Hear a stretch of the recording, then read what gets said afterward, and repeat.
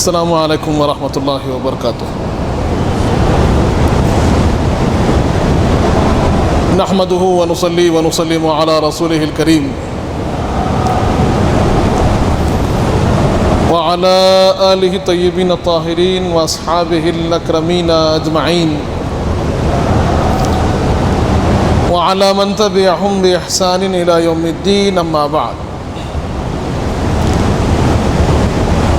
وقال تعالى في شان حبيبه الكريم: إن الله وملائكته يصلون على النبي يا أيها الذين آمنوا صلوا عليه وسلموا تسليما اللهم صل على سيدنا محمد وعلى آل سيدنا مولانا محمد وبارك وسلم۔ برادران عزیز، جیسے آپ سب سماعت فرما رہے تھے کہ ہم نے حضور پاک صلی اللہ علیہ وآلہ وسلم کے سیرت پاک کے مختلف گوشوں کو جاننے کی سعادت حاصل کی، اور ہمارا تسلسل جو جاری تھا، آپ سب سماعت فرما رہے تھے کہ کیسے حضور پاک صلی اللہ علیہ وسلم کی تبلیغ کی ابتدا ہوئی، اور کیسے حضور پاک صلی اللہ علیہ وآلہ وسلم مکہ مکرمہ کے ارد گرد نواحی اور اطراف میں اسلام کی تعلیم اور اشاعت کے لیے کوشاں تھے۔ ہمارا جو سلسلہ رکا تھا وہ انصار کی ابتدا پر رکا تھا کہ کیسے انصار صحابہ کرام جو اہل مدینہ تھے، جو حضور پاک کی نسبت سے پہلے یثرب کہلاتا تھا،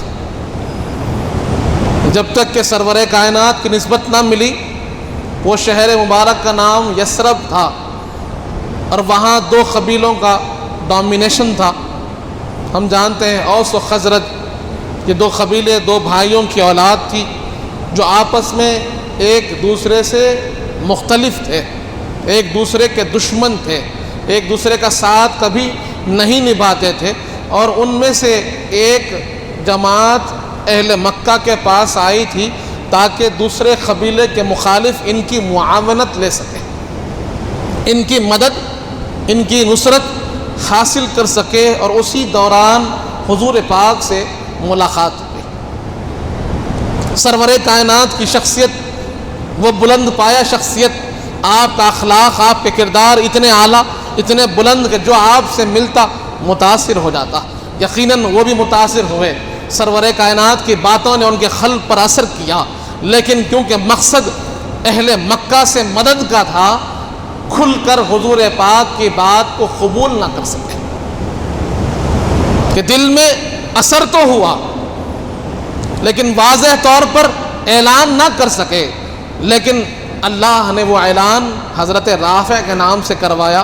ہم جانتے ہیں کہ وہ دو نوجوان جو حرم کی زیارت کو آئے تھے، حضور پاک سے ملاقات کی، حضور پاک کے اخلاق سے متاثر ہوئے، سرور کائنات نے ان کو توحید کا پیغام دیا، توحید کے پیغام کو سنا، اللہ کی وحدانیت کو سنا، اللہ کی قدرت کی نشانیوں کو حضور پاک نے سمجھایا، انہیں سمجھ میں آیا، اور سرور کائنات کی جو خلقت ہے، ہمارے پیدا ہونے کا مقصد ہے، اور ہمارا مخلوق ہونا اور اللہ کا خالق ہونا سمجھ میں آیا، اور عبادت کا طریقہ بھی سمجھ میں آ گیا۔ وہ جان گئے کہ جو خالق ہے اسی کی عبادت ہوتی ہے، جو پیدا کرنے والا ہے اسی کی عبادت ہوتی ہے، جو پالنے والا ہے اسی کی عبادت ہوتی ہے، جو ہمارا پالنہار ہے، جو سب سے بلند و بالا ہے اسی کی عبادت ہوتی ہے۔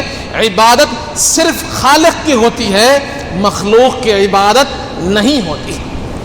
یہ بات ان کے ذہنوں میں آ گئی۔ ہم نے جانا کہ ان میں سے ایک نوجوان بیت اللہ شریف گئے، وہاں پر جا کر دیکھا کہ 360 بت اللہ کے گھر کو گھیرے ہوئے ہیں۔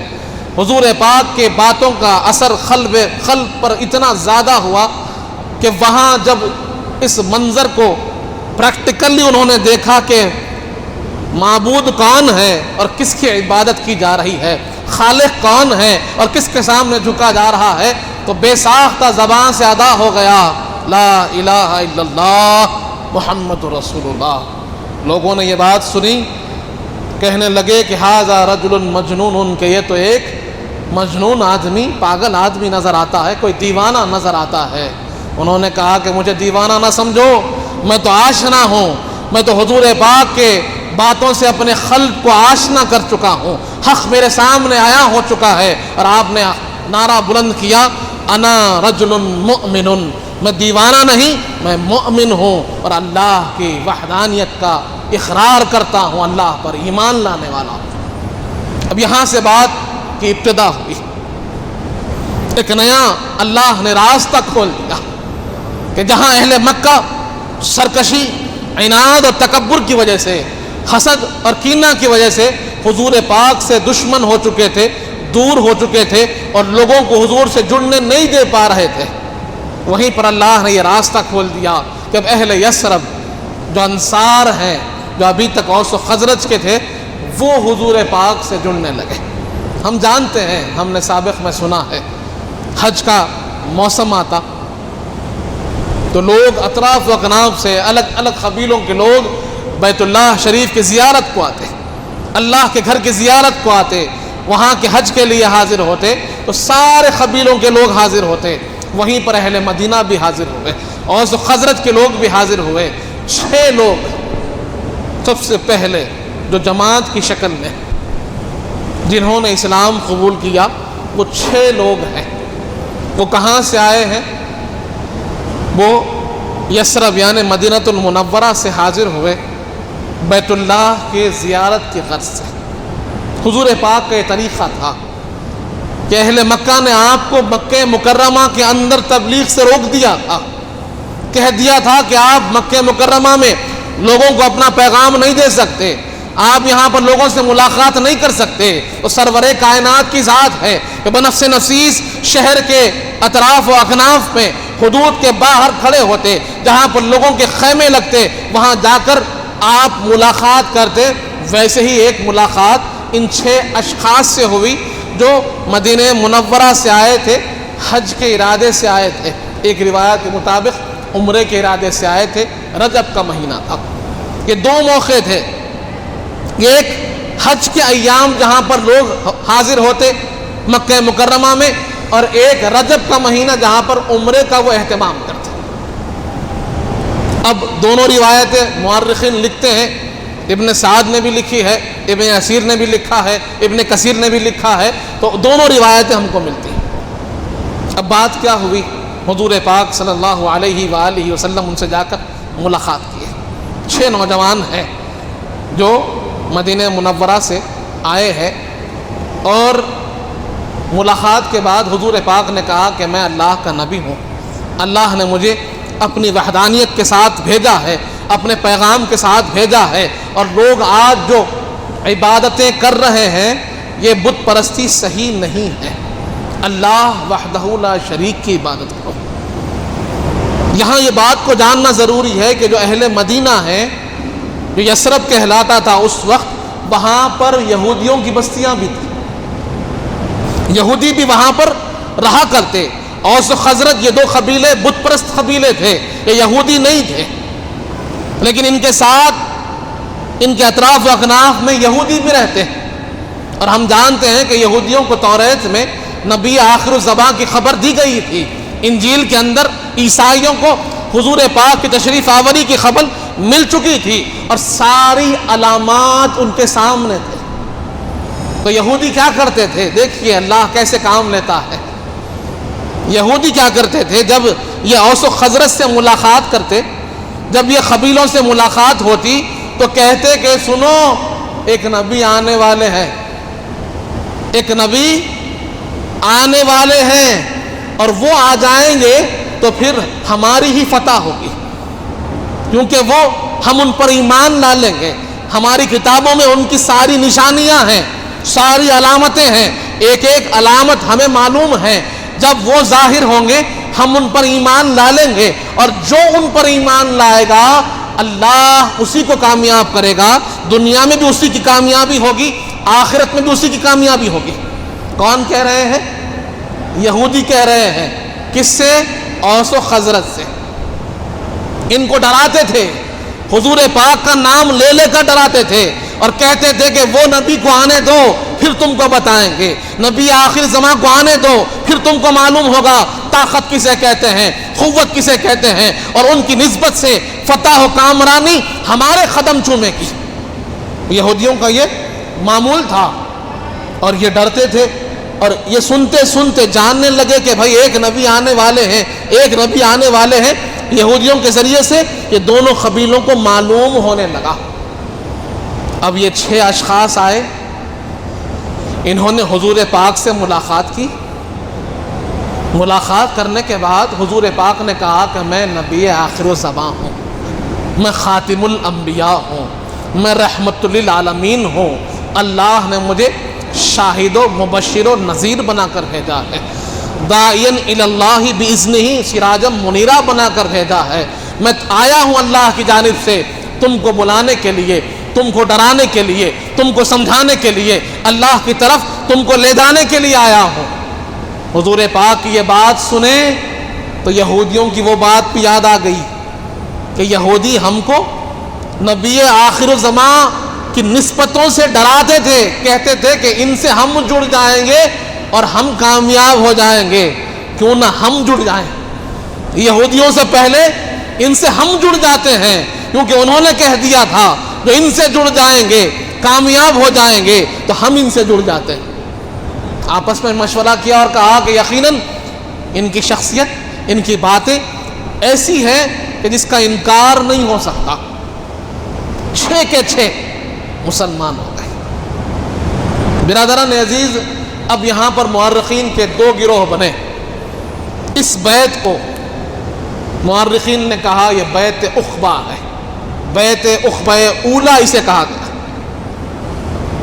اور بعض نے اس کو بیعت عقبہ اولا نہیں کہا، بلکہ آئندہ سال یہ 6 جا کر 12 کو لے کر آئے۔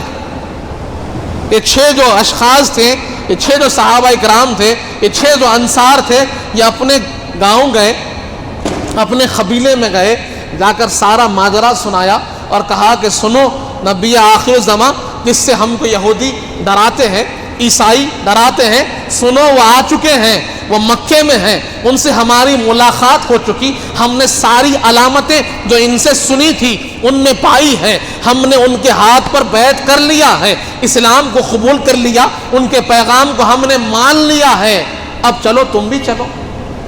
6 جا کر 12 کو لے کر آئے۔ تو اکثر مورخین نے وہ جو 12 آئندہ سال آئے ہیں اس بیعت کو بیعت عقبہ اولا کہا، بعض نے 6 والی بیعت کو بیعت عقبہ کہا۔ الغرض یہاں سے انصار کی ابتدا ہوئی۔ انصار، اوس و خزرج جو آپس میں لڑ رہے تھے، حضور پاک نے ان کی جماعت کو ایک نام دیا انصار۔ انصار کا مطلب میں نے عرض کیا اس سے پہلے کہ یہ ناصر کی جمع خلاف قیاس بتائی گئی کہ مددگار، اللہ نے ان کو حضور پاک کے مددگار کے طور پر چن لیا، یا پھر کہا گیا یہ نصر کی جمع ہے، یعنی اس میں فعل کی جمع ہے، فعل افعال نصر انصار، اس طور پر معنی وہی ہے، یعنی مددگار، حضور پاک کے جو غلام تو حضور پاک کی مدد کے لیے سب سے پہلے کھڑے ہوئے۔ اہل مکہ سے ہٹ کر سب سے پہلے کوئی مددگار جماعت کھڑی ہوئی تو انصار کی جماعت کھڑی ہوئی۔ پہلے 6 آئے، اس کے بعد 12 ہوئے۔ جب 12 ہوئے تو حضور پاک نے ان سے خصوصی بیعت لی۔ وہ بیعت کیا تھی کہ حضور پاک صلی اللہ علیہ وسلم نے ان سے کہا کہ تم مجھ سے بیعت کر رہے ہو، اس بات پر بیعت کرو کہ تم اللہ کو وحدہ لا شریک مانتے ہو، کبھی اللہ کے ساتھ کسی اور کو شریک نہیں کرو گے، عبادت صرف اللہ کی کرو گے۔ اس کے بعد فرمایا کہ تم کبھی گناہ نہیں کرو گے، جھوٹ نہیں بولو گے اور زنا نہیں کریں گے، خراب کاموں کی طرف متوجہ نہیں ہوں گے۔ اس تمام چیزوں پر حضور پاک صلی اللہ علیہ وسلم نے ان سے بیعت لی۔ آج جو بیعت کا سلسلہ چلتا ہے، لوگ پوچھتے ہیں کہ بھائی بیعت جو لی جاتی تھی وہ جہاد کے لیے لی جاتی تھی۔ لوگوں کو یہ خیال ہوتا ہے کہ سرور کائنات جو بیعت لیتے تھے وہ جہاد کے لیے لیتے تھے۔ نہیں، بیعت 3 قسم کی ہوتی ہے، جس میں سے جو قسم آج چل رہی ہے وہ بیعت تقویٰ ہے۔ اس کی مثال ہمیں بیعت عقبہ میں ملتی ہے، جہاں پر جہاد کا کوئی تصور نہیں تھا۔ حضور پاک نے بیعت لی، وعدہ لیا اس بات پر کہ وہ گناہ سے بچیں گے، شرک سے بچیں گے، نماز کے پابند ہوں گے، اور اپنے آپ کو ہر بے حیائی، ہر خرابی، ہر ظلم، ہر زیادتی سے بچائے رکھیں گے۔ یہی بیعت ہے جو آج بھی چل رہی ہے، اسے بیعت تقویٰ کہتے ہیں۔ برادران عزیز، بیعت عقبہ اولیٰ ہوا، 12 لوگ حضور پاک کے ہاتھ پر بیعت کیے، اور جو 6 گئے تھے ان میں سے 5 واپس آئے، 1 نہیں آ سکے کسی وجہ سے۔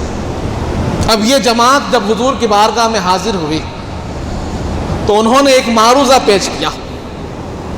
انہوں نے عرض کیا، یا رسول اللہ، ہم چاہتے ہیں کہ آپ ہمارے ساتھ آپ کے ایک ایسے ساتھی کو بھیجیں جو ہمیں اسلام کی تعلیم دے سکے، کہ ہم خود نئے نئے سیکھے ہوئے ہیں، ہم آپ سے سیکھتے ہیں، کچھ روز آپ کی صحبت پاک میں رہتے ہیں، لیکن ہمیں قرآن کے آیات یاد نہیں، اسلام کے احکام معلوم نہیں۔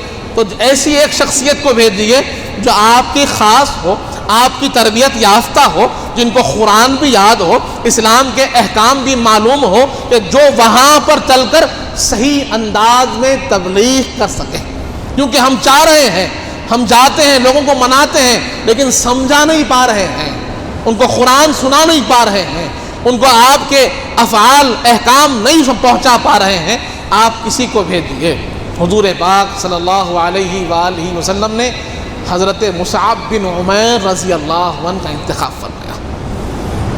یہ اہل قریش میں بہت اونچا مقام رکھنے والی ذات، اور کون ہے؟ حضرت مصعب بن عمیر، جن کو عرب کا حسین ترین شخص کہا جاتا تھا۔ صحابہ اکرام میں جن کو ہم شبیہ رسول پاک کہا جاتا تھا، اور آپ ہی کا وہ واقعہ ہے، آپ نے سنا ہوگا کہ آپ بہت امیر گھرانے سے، آپ کے گھر بہت دولت، بہت ثروت، بہت مال، ہر چیز اللہ نے آپ کو دی تھی۔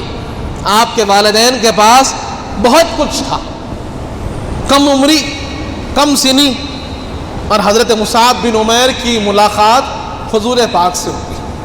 خوبصورت نوجوان، آپ کی ملاقات حضور پاک سے ہوتی ہے۔ ملاقات ہونے کے بعد، حضور پاک کے پیغام کو سننے کے بعد، آپ حضور پاک پر ایمان لا لیتے ہیں۔ اس سے پہلے کا معاملہ کیا تھا کہ حضرت مصعب بن عمیر جس جگہ سے گزر جاتے، آپ ایسا عطر لگاتے کہ سارا محلہ مہک جاتا۔ سب سے عمدہ لباس پہننے والے آپ، لوگ آپ کے لباس کو دیکھ کر رشک کرتے، آپ کے خوبصورتی کو دیکھ کر رشک کرتے، ویسے نوجوان ہیں۔ اب حضرت مصعب بن عمیر حضور پاک کے ہاتھ پر بیعت کیے، اسلام قبول کرنے کے بعد گھر کو گئے تو آپ کے والد و والدین نے، یعنی والد اور والدہ دونوں نے کہا کہ اگر تم اسلام کو نہیں چھوڑو گے تو ساری عیش و عشرت کھینچ لی جائے گی۔ جو مال و متاع تم کو مل رہا ہے، آج جو دولت تم استعمال کر رہے ہو، جو مقام و مرتبہ تمہارے پاس ہے، یہ ساری نعمتیں، ساری خوشیاں تمہیں مل رہی ہے، یہ ہمارے پیسوں سے ہے۔ اگر تم اسلام نہیں چھوڑیں گے تو ہم تمہارے سارے پیسے کھینچ لیں گے، ساری نعمتیں کھینچ لیں گے، سب کچھ تمہارے پاس سے چھین لیا جائے گا، تم کو گھر سے بے دخل کر دیا جائے گا۔ سوچئے، نوجوان ہیں، کم سنی ہے، اور آپ کا تعارف انہی نعمتوں کے ساتھ ہوتا ہے۔ ان حالات میں مقابل میں کون ہے؟ والدین ہیں، والدین مقابل میں ہیں۔ ایک طرف اللہ اس کے رسول کی محبت ہے، ایک طرف والدین کی محبت ہے، اور بیچ میں ساری نعمتیں والدین کے ذریعے مل رہی ہے۔ اگر چھوڑ دیں تو والدین کو بھی چھوڑنا پڑے گا، گھر بار کو بھی چھوڑنا پڑے گا, دولت و عشرت کو بھی چھوڑنا پڑے گا, ساری عیش و عشرت جو کچھ ان کو مل رہا ہے ساری نعمتیں چھوڑنی ہوگی. اور دوسری طرف دیکھتے کیا ہیں, اللہ اس کے رسول کی محبت ہے, آخرت کا سودا ہے. اب ایک نوجوان کیا کرے, سوچنے والی بات ہے. عبرت, سبق, امتحان کیسا ہے دیکھیے. یہاں پر حضرت مصعب بن عمیر کہتے ہیں کہ اللہ قرآن میں بتا رہا ہے وہ لوگ جو اپنے والدین کو, اپنی اولاد کو, اپنے بھائیوں کو, اپنے بیویوں کو, اپنے گھر والوں کو اور وہ مال و متاع جو جمع کر رکھا ہے, وہ تجارت اس کے ڈر کھونے کا ڈر ہے, وہ گھر اس سے راضی ہیں, اگر وہ زیادہ محبوب رکھتے ہیں اللہ اس کے رسول سے تو پھر اللہ کے عذاب کے لیے تیار ہو جائے. اور دوسری طرف حضور فرماتے ہیں لا یؤمن احدکم حتی اکون احب الیہ من والدہ وولدہ والناس اجمعین, کہ کوئی شخص اس وقت تک کامل مومن نہیں ہوتا جب تک کہ وہ حضور پاک کی ذات کو اپنے والدین سے بڑھ کر محبت نہ کرے, اپنی اولاد سے بڑھ کر محبت نہ کرے اور تمام لوگوں سے بڑھ کر محبت نہ کرے, تب تک اس کا ایمان کامل نہیں ہوتا. ہم نے بارہا سنا ہے, بارہا یہ حدیث پاک کو سنا ہے اور یقیناً اس حدیث پر عمل کرنے کی کوشش کرتے ہیں, لیکن آج عملی جامہ پہناتے ہوئے حضرت مصعب بن عمیر کو دیکھتے ہیں کہ حضرت مصعب بن عمیر ہے, نوجوان ہے, ایک طرف والدین ہیں, ایک طرف رشتہ دار ہیں, ایک طرف گھردار ہے, ایک طرف سارا مال و متاع سب کچھ ہے, ایک طرف اللہ اس کے رسول کی محبت ہے. کیا کیا جائے؟ آپ نے کہا والدین سے کہ کچھ ہو جائے میں رسول پاک کو نہیں چھوڑ سکتا, میں اسلام کو نہیں چھوڑ سکتا, اللہ کے پیغام کو نہیں چھوڑ سکتا, اپنی آخرت کو برباد نہیں کر سکتا. آپ کو میرے ساتھ رکھنا ہے, مجھے رکھیے, مجھے نکالنا ہے نکال دیجئے. لیکن جس دل میں حضور کی محبت آ گئی, اللہ کی محبت آ گئی, ایمان کا نور آ گیا, اب وہ دل پھر پلٹنے والا نہیں ہے. یہ نوجوان کا جواب اپنے والدین کو ہے. وہ والدین بھی بڑی سخت مزاج, انہوں نے کیا کیا, سارا مال و متاع تو کھینچ بھی لیا, یہاں تک کہ جسم پر پہنے ہوئے جو کپڑے تھے وہ بھی اتار لیے. اپنے ہی بیٹے کے, سرکشی اسے کہتے ہیں, دلوں پر تالے پڑ جانا اسے کہتے ہیں, آنکھوں پر پردے گر جانا اسے کہتے ہیں, کہ اپنے بیٹے کے اس ایمان افروز واقعے کو دیکھ کر, ان کے ایمان کی حمیت و حرارت کو دیکھ کر ان کو ہدایت نہ ملی, بلکہ سرکشی میں, غصے کے اندر انہوں نے کیا کیا, بیٹے کے کپڑے تک اتار لیے. وہ حسین و جمیل مصعب بن عمیر کہ جن کو دیکھ کر لوگ رشک کرتے, وہ مصعب بن عمیر بے لباس, بغیر کپڑوں کے, ایک ٹاٹ کا تھیلا باندھے ہوئے حضور پاک کی بارگاہ میں آتے ہیں. اور سرور کائنات کی ذات ہے کہ حضور پاک صحابہ کو کہتے ہیں دیکھو میرا عمیر آ رہا ہے, میرا مصعب آ رہا ہے, دیکھو کہ یہ میری خاطر سب کو چھوڑ دیا, کہ اس کے حسن کے چرچے تھے, اس کے لباس کے چرچے تھے, اس کے خوشبو کے چرچے تھے, لیکن اللہ اس کے رسول کی محبت میں اس نے سب کچھ چھوڑ دیا, ایک ٹاٹ کو لپیٹ کر میری بارگاہ میں آ گیا. اور یہ مصعب بن عمیر تھے تو حضور پاک کے چہیتے صحابہ میں ایک تھے, جن کو صحابہ ہمشبی رسول کے نام سے جانتے تھے. اور انہی کا شہادت تھی احد میں, احد کے شہید ہیں. جب یہ احد میں شہید ہوئے تو لوگوں کے درمیان کوہرام مچ گیا کہ نعوذ باللہ حضور پاک شہید ہو گئے. اتنے مشابہ تھے حضور پاک سے. اب حضور پاک صلی اللہ علیہ وسلم نے انصار کے لیے کسی کو چنا, تبلیغ اسلام کے لیے کسی کو چنا, مدینہ پاک کو ہموار کرنے کے لیے کسی کو چنا, تو مصعب بن عمیر کو چنا. یہ مصعب بن عمیر ہے. اب آپ تشریف لے جاتے ہیں مدینہ منورہ تو لوگ آپ کو المخری کہتے ہیں. وہاں پر مدینہ منورہ میں لقب ہوتا المخری, یعنی نماز پڑھانے والے, قرات پڑھانے والے, قرآن سکھانے والے, سارے کے سارے. اور اللہ کا کیا کرم تھا, حضور پاک کی کیسی حکمت تھے دیکھیے, کیونکہ سرور کائنات جانتے تھے اوس و خزرج یہ دو قبیلے دشمن قبیلے ہیں, ایک دوسرے کے پیچھے نماز نہیں پڑھتے, ایک دوسرے کے پیچھے, ایک دوسرے کے ساتھ نہیں ہو پاتے ہیں. کیا کریں, حضرت مصعب بن عمیر وہ ذات تھی جو دونوں قبیلوں کو ایک ہی صف میں کھڑا کرتی ہے، اور آپ کی ذات پر دونوں متفق ہو گئے، دونوں قبیلے اب آ کر آپ سے پڑھ رہے ہیں، آپ کی امامت میں نماز پڑھ رہے ہیں، اور آہستہ آہستہ ان کی دشمنیاں کم ہوتی جا رہی ہیں۔ تو واقعہ یاد آ رہا ہے کہ تبلیغ کیسے کرتے تھے۔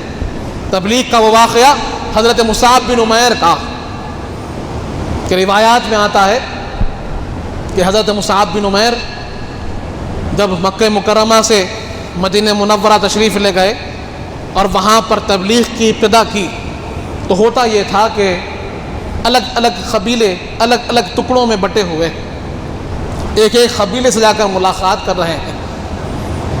آپ کے ساتھ جو ساتھی تھے ان انصار میں سے جو حضور کے ہاتھ پر بیعت کر چکے تھے، ان میں سے ایک ساتھی ایک باغ کو گئے، باغ میں بیٹھے، اور وہاں جو لوگ بیٹھے ہوئے تھے ان کو آپ تبلیغ کر رہے تھے۔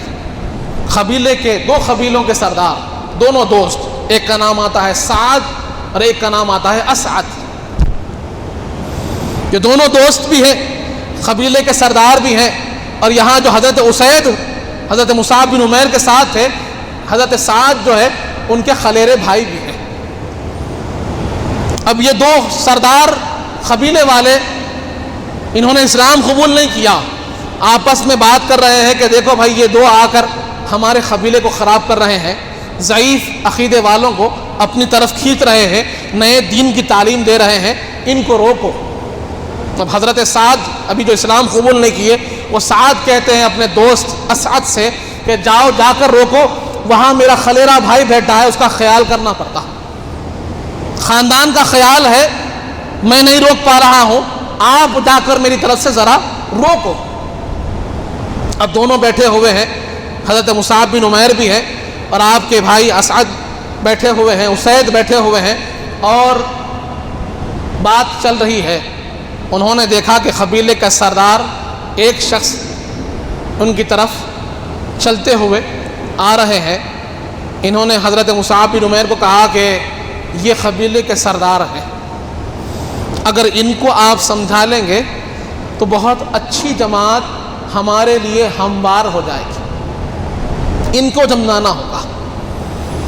اب وہ ہاتھ میں لکڑی لے کر آ رہے ہیں، نیزہ لے کر آ رہے ہیں، ہاتھ میں نیزہ ہے اور ان کو بھگانے کی نیت سے آ رہے ہیں۔ دیکھیے تبلیغ کیسے ہوتی ہے، اسلام کیسے پہنچا، اسلام کے لیے کیسی کوششیں کی گئی، ہاتھ میں نیزہ لے کر۔ اب حضرت مصعب بن عمیر کے سامنے آ کر حضرت اسعد ٹھہر گئے۔ حضرت مصعب بن عمیر سے کہا کہ آپ کیا چاہتے ہیں؟ یہ جو طریقہ ہے آپ کا، آ کر ہمارے ماحول کو خراب کرنا، ہمارے پاس کے لوگوں کو نیا نیا دین سکھانا، یہ غلط بات ہے، یہاں سے اٹھ کے چلے جائیے۔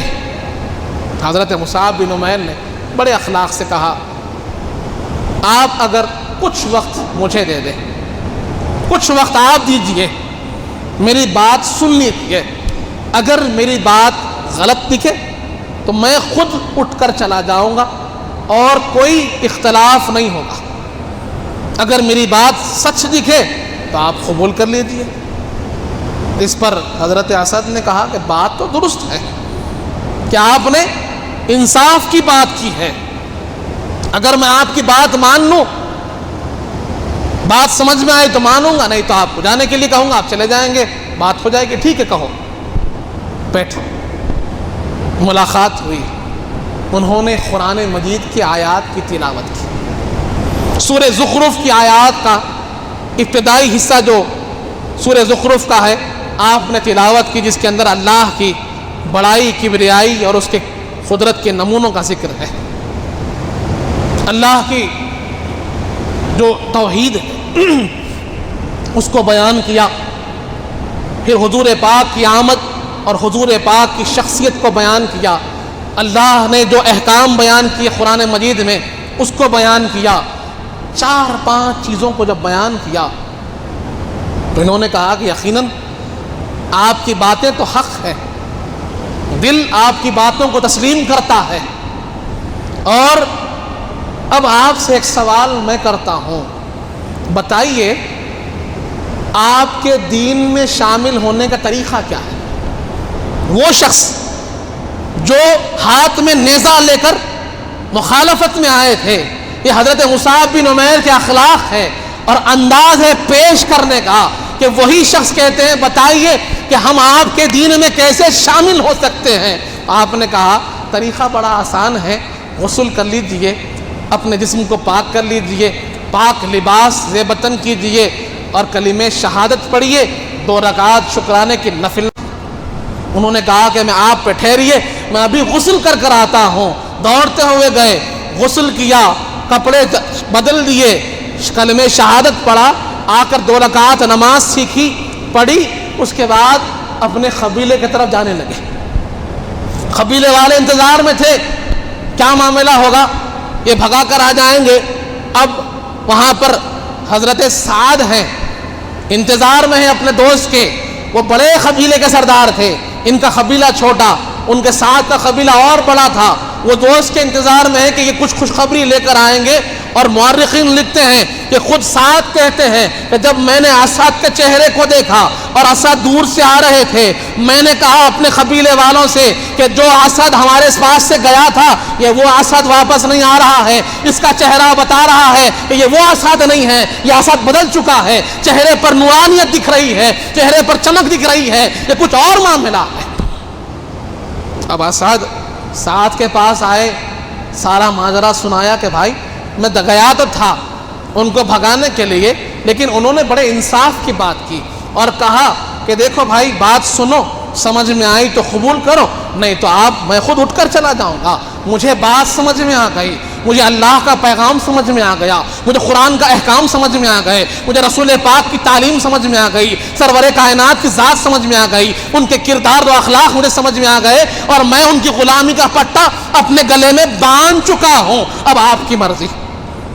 سعد نے کہا یہ کیا ہے، میں کس کام سے بھیجا، آپ نے کیا کیا، تم سے ہونے والا نہیں ہے، تم خود بھٹک گئے، اب میں جاؤں گا۔ اب سعد آئے تو ادھر جو بیٹھے ہوئے تھے وہ جانتے تھے کہ یہ بڑے سردار ہیں، خلیرے بھائی بھی ہیں رشتے میں، کہنے لگے یہ میرے بھائی ہیں، یہ بہت بڑے سردار ہیں، اگر یہ بات سن لیں تو سارا قبیلہ حضور پاک کا غلام ہو جائے گا، اسلام کے لیے سارا راستہ ہموار ہو جائے گا، اب ان پر آپ کو محنت کرنی ہے۔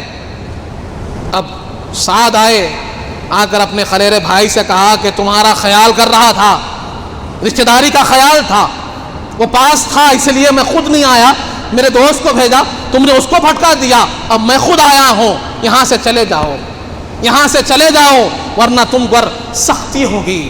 حضرت مصعب بن عمیر چہرے پر مسکراہٹ ہے، عرض کرتے ہیں بھائی چند باتیں میری سن لیجیے، اگر کچھ غلط ہو، آپ کو اس کے اندر کوئی چیز نامناسب لگے تو میں خود اٹھ کر چلا جاؤں گا، اپنا کام یہی روک دیتا ہوں، اگر آپ کو کوئی چیز مناسب لگتی ہے تو آپ قبول کر لیجئے، آئیے بیٹھیے۔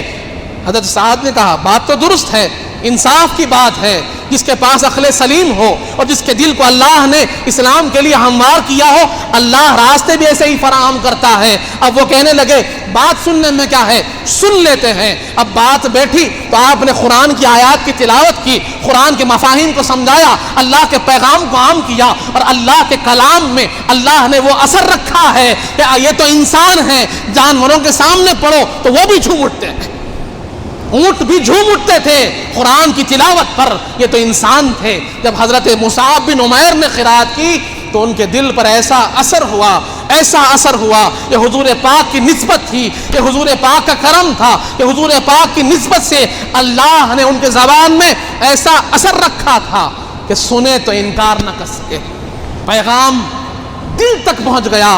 کہا بتائیے طریقہ کیا ہے اسلام قبول کرنے کا، طریقہ کیا ہے اسلام قبول کرنے کا۔ حضرت سعد بھی مسلمان ہوئے اور آ کر اپنے قوم میں اعلان کر دیا، بہت مضبوط شخصیت تھی قوم کی، قوم جن کو دل و جان سے چاہتی تھی وہ ذات ہے۔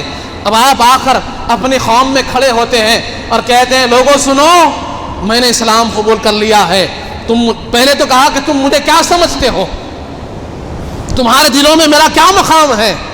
تو لوگوں نے کہا کہ آپ ہمارے سردار ہیں، آپ کے بغیر ہم اپنے آپ کو تصور نہیں کر سکتے، ہم اپنے آپ کو آپ سے جوڑا ہوا مانتے ہیں، اپنی زندگی کا آپ کا اٹوٹ حصہ مانتے ہیں اور آپ کے بغیر نہیں رہ سکتے۔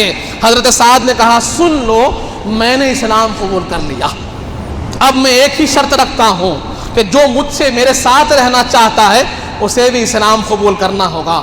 جو حضرات مرد ہو عورت ہو، میرے بھائی ہیں، میرے بہنیں ہیں، میرے رشتہ دار ہیں، اب مجھ سے تعلق رکھنا چاہتے ہیں تو ایک ہی وجہ سے تعلق ہوگا کہ جو اللہ کو ماننے والا ہوگا اس کا تعلق مجھ سے ہوگا، جو رسول پاک کو مانے گا اس کا تعلق مجھ سے ہوگا، جو قرآن کے احکام کو مانے گا اس کا تعلق مجھ سے ہوگا، اور جو اللہ کو چھوڑ دے، جو رسول پاک کو چھوڑ دے، اس کا میرا کوئی تعلق نہیں۔